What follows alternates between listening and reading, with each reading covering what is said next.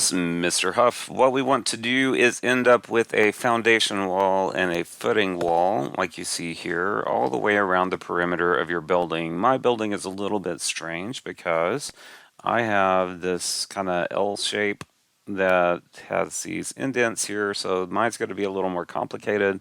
If you just have a rectangle, this is pretty straightforward. So I will go through mine and talk about some of the things you need to do along the way. All right, so let's get started. So where we left off in the last video, it looked like this. So what we're going to do now is I'm going to go to the ground floor. One of the things we want to do is set our view range. And we're going to set that to -1, and this is going to let us see the structure that's already there. And now we can see those. Another thing we want to do is make sure it is on fine down here. If it's not on fine, you will have trouble getting the measurements in place. All right, so what we're going to do is we need a foundation wall that is 14-inch concrete. So what we're going to do is go to Structure, choose Wall, and then right here we're going to choose the drop down. You will see that there is one called Foundation Wall in here. And it's 12-inch, but we don't want 12-inch, we want 14. So we're going to click Edit Type, Duplicate, and we're going to call this Foundation Wall. And if you want to, you can put in 14-inch if that helps you. Okay. Notice when I add stuff to the database, I always make it uppercase so it's easy for me to find. Okay. So now that I've duplicated this family, or this type, I can go in and edit, and on the structure where it says 1 foot, I want to do 1 foot 2 inches. And then OK, and now I have a 14-inch wall. Okay. So now I've got my basic foundation wall, and I want to make sure it starts at the ground floor, and we want to go, let's actually start this on ground floor. Actually, that needs to start on the foundation top. And it's going to go up to ground floor, and it's going to have 0 offset. Let's go ahead and set those now so that we don't have to correct it later. So it should say footing top, and we are going to go to the ground floor. So that's going to take it from the top of the footing to the ground floor with no offset. If you have a rectangular shape, it's really easy. You will just choose a 2-point rectangle and draw around your building. Mine is a little more complicated, so I'm going to do a line. I don't want to put it exactly where I want it. I'm going to use where it's going to end up. I'm going to use measurements to lock it in place.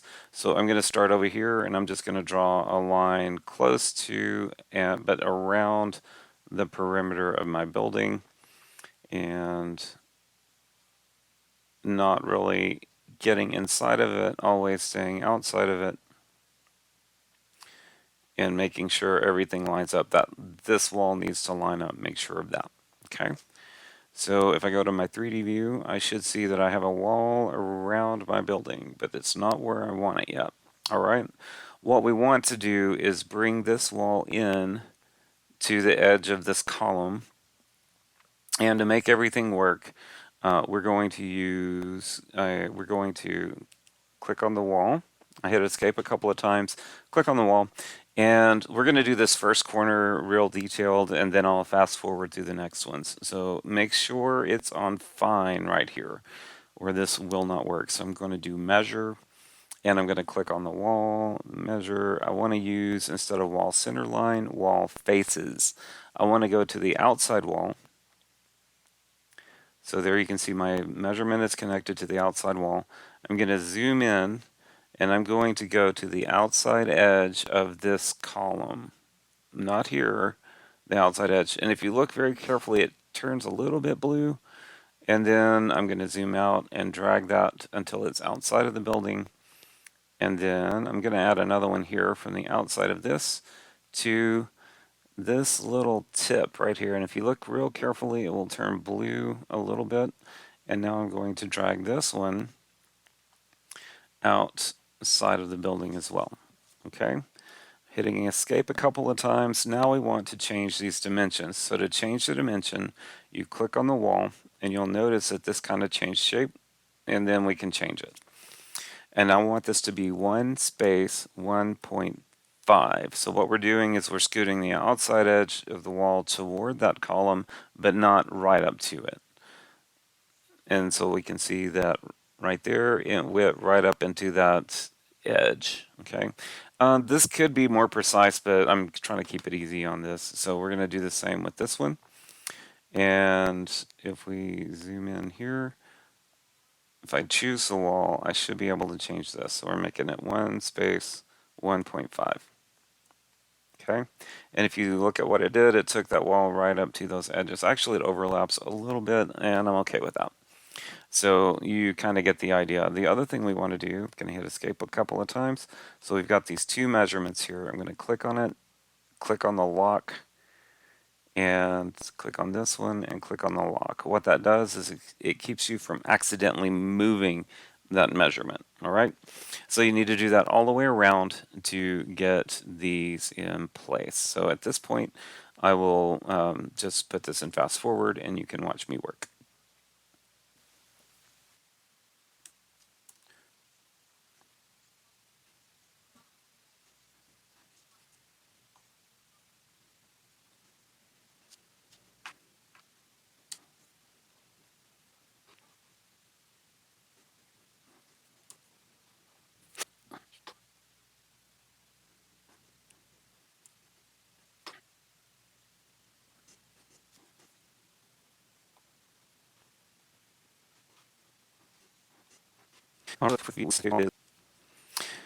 All right, so at this point, if we go to the 3D view, we should see that the foundation wall is right up to those all the way around and is on top of the spread footings there. So now we need to add the footing wall, which is going to be in structure.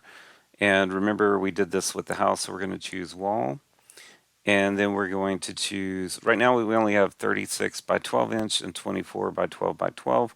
So that's not really what we want. So we're going to choose edit type and duplicate. And we're going to call it footing wall. And we're going to make this 4 feet. So I'm going to name it footing wall 4 feet. Click OK. And then we're going to go to the width is going to be 4 and the depth is going to be 2. And that's all we need to do on that one. Click OK. And just like we did on the house, we're going to shift and center click. And then we can see the bottom of the building and click on these foundation walls all the way around. And it will add that footing to the bottom. So you can see it's forming that. One of the things I want to point out, you do have a little bit of overlap here. You can minimize this by making it a 4-foot 8-inch wall, and it will kind of close some of those gaps a little bit. All right, so that gets us to the point where we have a foundation wall and wall footing, and we're good to go. Save your work, and that's all for this one.